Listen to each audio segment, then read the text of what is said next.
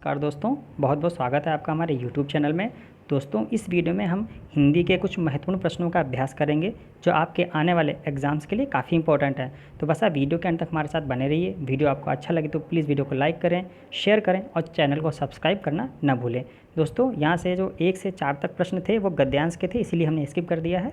और यहाँ से जो प्रश्नों की शुरुआत होगी वो प्रश्न नंबर 5 से होगी और इस वीडियो का पहला प्रश्न होगा। इसमें से आपको बताना है कि संयुक्त वाक्य का उदाहरण कौन सा है। इसमें जो पहला दिया गया है, उन्होंने जो कुछ किया उसी से मुझे परम संतोष है। ऑप्शन बी, वह ऐसी बातें करता है जिनसे सबको बुरा लगता है। ऑप्शन सी, मैं आगे बढ़ गया और वह पीछे रह गया। ऑप्शन डी है, वहाँ जो कुछ देखने योग्य था मैंने सब देख लिया। तो यहाँ पे बात करें संयुक्त वाक्य की, तो यहाँ पे ऑप्शन नंबर आपका सी सही हो जाएगा। नेक्स्ट प्रश्न है, किस विकल्प में सभी शब्द शुद्ध हैं। इसमें 4 ऑप्शन दिए गए हैं। इसमें से आपको बताना है कि जो 3 शब्द दिए गए हैं कौन सा सही शब्द वाला ऑप्शन आपका सही होगा। तो यहाँ पे ऑप्शन नंबर आपका बी सही हो जाएगा। तंदुरुस्त, मुद्देनज़र, चारागाह, ये सभी जो हैं शुद्ध वर्तनी में लिखे गए हैं। तो यहाँ पे ऑप्शन नंबर आपका बी सही हो जाएगा। नेक्स्ट है, कौन सा कथन सही नहीं है। इसमें आपको बताना है कौन सा कथन सही नहीं है। इसमें से 3 ऑप्शन सही हैं और 1 गलत है। तो यहाँ पे बात करें ऑप्शन सी की, ये वाला आपका ऑप्शन जो है सही नहीं है। बाकी सभी जो ऑप्शन सही हो जाएंगे। प्रेरणार्थक क्रियाएं सदैव सकर्मक होती हैं, ये सही होगा। भाववाच्य केवल अकर्मक क्रियाओं में ही होता है। और नेक्स्ट है, कृत्यवाच्य भी अकर्मक और सकर्मक दोनों क्रियाओं में होता है। यहाँ पे अगर 3 ऑप्शन सही है और बाकी सी वाला ऑप्शन गलत हो जाएगा। नेक्स्ट है, आवृत्ति मूलक पक्ष के से संबंधित वाक्य कौन सा है, ये आपको बताना है। तो यहाँ पे ऑप्शन नंबर डी सही हो जाएगा। वह स्कूल जाता है, ये हो जाएगा आपका आवृत्ति मूलक पक्ष से संबंधित वाक्य, वह स्कूल जाता है। नेक्स्ट है, कौन सा कथन गलत है, ये आपको बताना है कौन सा कथन गलत है। 3 ऑप्शन सही हैं, 1 ऑप्शन गलत है। तो यहाँ पे गलत की अगर बात करें तो यहाँ पे ऑप्शन नंबर बी सही हो जाएगा।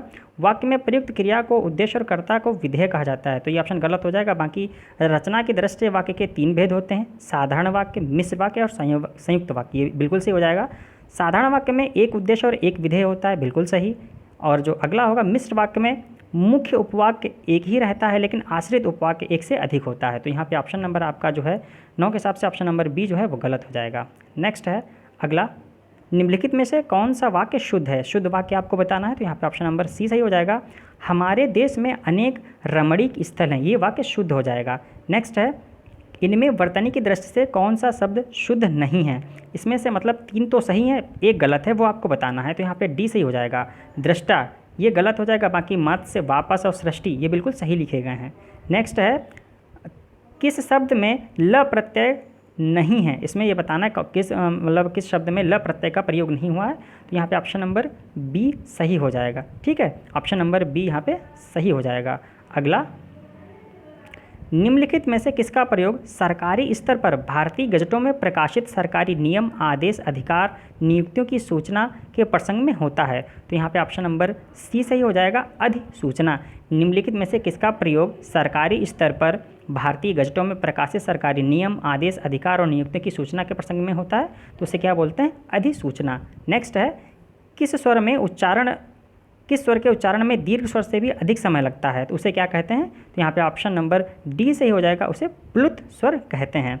नेक्स्ट है आपका, किस विकल्प में हिंदी पारिभाषिक शब्द का सही प्रयोग नहीं हुआ है। मतलब इसमें जो 3 आपके मीनिंग दिए गए हैं वो सही है, बाकी 1 गलत है, तो आपको गलत वाला बताना है। तो यहाँ पे हो जाएगा अटॉर्नी जनरल। तो अटॉर्नी जनरल जो होता है वो महान्यायवादी होता है, महाधिवक्ता नहीं होता है। तो यहाँ पे ये गलत हो जाएगा। अटॉर्नी जनरल जो हो जाएगा महाधिवक्ता। ठीक है, सॉरी, महाधिवक्ता नहीं, अटॉर्नी जनरल होता है महान्यायवादी। अटॉर्नी जनरल महान्यायवादी, यहाँ पे दिया गया महाधिवक्ता, तो यही वाला गलत हो जाएगा। नेक्स्ट है, किस विकल्प में लोकोक्ति का भावार्थक असंगत है। इसमें मतलब 3 तो सही हैं और 1 गलत दिया गया है, वो गलत वाला आपको बताना है। तो और यहाँ पे एक बात आपको और भी याद रखना है कि जैसे यहाँ पे काफ़ी सारे आपको क्वेश्चन देखे होंगे कि कौन सा सही नहीं है या असंगत है, ऐसे ही प्रश्न आपके एग्जाम में पूछे जाते हैं ताकि आप भ्रमित हो जाएं। तो प्रश्न पढ़ते समय आपको अच्छी तरीके से ध्यान देना है। तो यहाँ पे बात करें कौन सा गलत है, तो यहाँ पे ऑप्शन ए सही हो जाएगा। ठीक है, बाकी सभी सही हैं।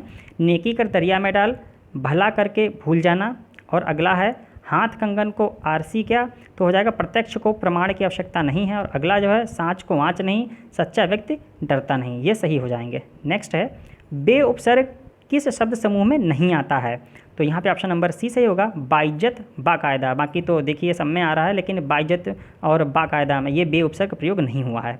नेक्स्ट है यदि चचेरा ममेरा संबंधवाचक तद्धित प्रत्यय के उदाहरण हैं, तो मिठास और लालिमा इनमें से किस तद्धित प्रत्यय के उदाहरण होंगे, तो यहाँ पे ऑप्शन नंबर ए सही हो जाएगा, भाववाचक तद्धित प्रत्यय। नेक्स्ट है आपका श्र एक संयुक्त व्यंजन है, इनमें किन दो वर्णों को मिलाकर जो है ये वर्ण बनता है, तो यहाँ पे ऑप्शन नंबर सी सही होगा, श और र वर्णों के योग से जो है ये श्र बनता है। नेक्स्ट सद्धर्म का सही संधि विच्छेद क्या होगा, तो यहाँ पे आपका जो हो जाएगा ऑप्शन नंबर डी सही हो जाएगा कि सद्धर्म का सही संधि विच्छेद ऑप्शन नंबर डी। और इसमें संधि कौन सी हो जाएगी, व्यंजन संधि हो जाएगी, ये भी आपको याद रखना है, ठीक है। नेक्स्ट निम्नलिखित में से एक कथन गलत है, इसमें से गलत ऑप्शन आपको बताना है कौन सा गलत है, 3 सही हैं, एक गलत है, तो यहाँ पे ऑप्शन नंबर डी सही हो जाएगा, बाकी तीनों सही हैं। दो वर्णों के मेल से होने वाले विकार को संधि कहते हैं, बिल्कुल सही है। दो स्वरों के मेल से उत्पन्न होने विकार को स्वर संधि कहते हैं, ये भी सही है। व्यंजन से स्वर अथवा व्यंजन के मेल से उत्पन्न विकार को व्यंजन संधि कहते हैं, तो ये बाकी तीनों सही हैं और ये गलत हो जाएगा, तो क्वेश्चन के हिसाब से ऑप्शन नंबर डी आपका सही होगा। नेक्स्ट तुलसी कृत में कौन सा समास है, तो यहाँ पे ऑप्शन नंबर डी सही हो जाएगा, तत्पुरुष समास। नेक्स्ट है किस शब्द का प्रयोग सदैव बहुवचन में होता है, ऑप्शन नंबर बी से हो जाएगा, दर्शन। इंपॉर्टेंट क्वेश्चन है, पूछा हुआ है। अगला है निम्नांकित में से कौन सा शब्द स्त्रीलिंग नहीं है, इसमें से आपको बताना है स्त्रीलिंग नहीं है मतलब एक ऐसा शब्द है जो पुल्लिंग है, बाकी तीनों स्त्रीलिंग हैं, ठीक है। तो यहाँ पे ऑप्शन नंबर आपका जो है डी से हो जाएगा, दिन। अगला वचनामृत समस्त पद का विग्रह होगा, तो यहाँ पे ऑप्शन नंबर ए से हो जाएगा, वचन रूपी अमृत। नेक्स्ट युवा शब्द का लिंग परिवर्तित करने के लिए निम्नलिखित में से विकल्पों में से सही शब्द आपको बताना है कौन सा होगा, युवा का स्त्रीलिंग, तो युवा का हो जाएगा सी, युवती। ऑप्शन नंबर सी आपका सही हो जाएगा। इनमें से विलोम शब्द युग्म नहीं है, इसमें से 3 तो सही है, एक सही नहीं है, वो आपको बताना है, तो ऑप्शन नंबर डी सही हो जाएगा, ये गलत है। जो स्थावर का जंगम होता है विलोम, मूक का वाचाल और व्यष्टि का समष्टि। अगला है उपमेय का सर्वथा उपयुक्त विपरीतार्थक शब्द कौन सा होता है, तो यहाँ पे ऑप्शन नंबर सी सही हो जाए, ए सही हो जाएगा, अनुपमेय। अगला नेक्स्ट मोहिनी तेज दौड़ती है, मोहिनी तेज दौड़ती है, इस वाक्य में तेज क्या है ये आपको बताना है, तो यहाँ पे ऑप्शन नंबर जो है ए सही हो जाएगा, रीतिवाचक क्रिया विशेषण, ऑप्शन नंबर ए। अगला ग्रोस मिसकंडक्ट के लिए हिंदी पारिभाषिक शब्द मतलब ग्रॉस मिसकंडक्ट का जो मीनिंग है वो क्या होगा, यहाँ पे हो जाएगा ऑप्शन बी, घोर कदाचार। नेक्स्ट है सरल को मिश्र वाक्य में बदलना है, परिश्रम करने पर परिस्थिति भी अनुकूल हो जाती है, तो ये सरल वाक्य इसको मिश्र वाक्य में बनाना है, तो ऑप्शन नंबर यहाँ पे डी सही हो जाएगा, जब परिश्रम किया जाता है तब परिस्थिति भी अनुकूल हो जाती है, ऑप्शन नंबर यहाँ पे डी सही हो जाएगा। अगला निम्नलिखित में से कौन सी बोली उत्तर प्रदेश की नहीं है, तो यहाँ पे ऑप्शन नंबर ए सही हो जाएगा, मेवाती। बाकी जो कन्नौजी, भोजपुरी और ब्रज ये सभी उत्तर प्रदेश की में बोली जाने वाली भाषाएं हैं। अगला अंत्यज शब्द का सही अर्थ क्या होगा, तो यहाँ पे ऑप्शन नंबर सी सही हो जाएगा, जिसका जन्म निम्न या अछूत वर्ग में हुआ हो। नेक्स्ट अगला है आपका आदिकाल में पहेलियाँ लिखने वाले कवि कौन थे, तो यहाँ पे ऑप्शन नंबर बी से हो जाएगा, आदिकाल में पहेलियाँ लिखने वाले कवि जो थे वो खुसरो थे। नेक्स्ट पुष्कर का अर्थ बताना है, तो यहाँ पे ऑप्शन नंबर डी सही हो जाएगा, सरोवर। अगला है दिए गए विकल्पों में से किलबिश का समानार्थी आपको बताना है, तो ऑप्शन नंबर बी सही हो जाएगा, किलबिश का हो जाएगा पाप। अगला जल प्राण पुत्र किस शब्द के अनेकार्थी होते हैं, तो ऑप्शन नंबर डी सही हो जाएगा, जीवन। नेक्स्ट मगही किस उपभाषा की बोली है, तो मगही हो जाएगी बिहारी भाषा की उपबोली है। नेक्स्ट है औदार्यदाता शब्द के लिए एक आपको वाक्य बताना है, तो यहाँ पे ऑप्शन नंबर बी सही हो जाएगा, जो सब कुछ उदारता से देना चाहता है उसे क्या कहते हैं, औदार्यदाता। नेक्स्ट है हरी घास पर क्षण भर, ये काफ़ी जो है पूछी गई कविता है, तो यहाँ पे ऑप्शन नंबर ए सही हो जाएगा, ये अज्ञेय जी की कवि काव्य संग्रह है, ठीक है। नेक्स्ट है आपका निम्नलिखित में से तद्भव शब्द आपको बताना है, यहाँ पे ऑप्शन नंबर डी से हो जाएगा 14। अगला स्वर्ण शब्द कैसा है ये आपको बताना है, तो यहाँ पे ये स्वर्ण शब्द जो है वो तत्सम शब्द है। नेक्स्ट वह कार मेरी है, इस वाक्य में कौन सा कारक है, तो यहाँ पे ऑप्शन नंबर बी से हो जाएगा, संबंधवाचक। नेक्स्ट क्रिया चुनना इसमें से, अखिल घर के आंगन में खेलता है, तो यहाँ पे ऑप्शन नंबर ए सही हो जाएगा। क्रिया कौन सी है? खेलता है, ये क्रिया हो जाएगी। नेक्स्ट है आपका अंडे सेना मुहावरे का अर्थ क्या है? तो यहाँ पे ऑप्शन नंबर डी सही हो जाएगा, घर में बेकार बैठना। नेक्स्ट है दूध का धुला होना, इसका अर्थ क्या हो जाएगा? निर्दोष होना।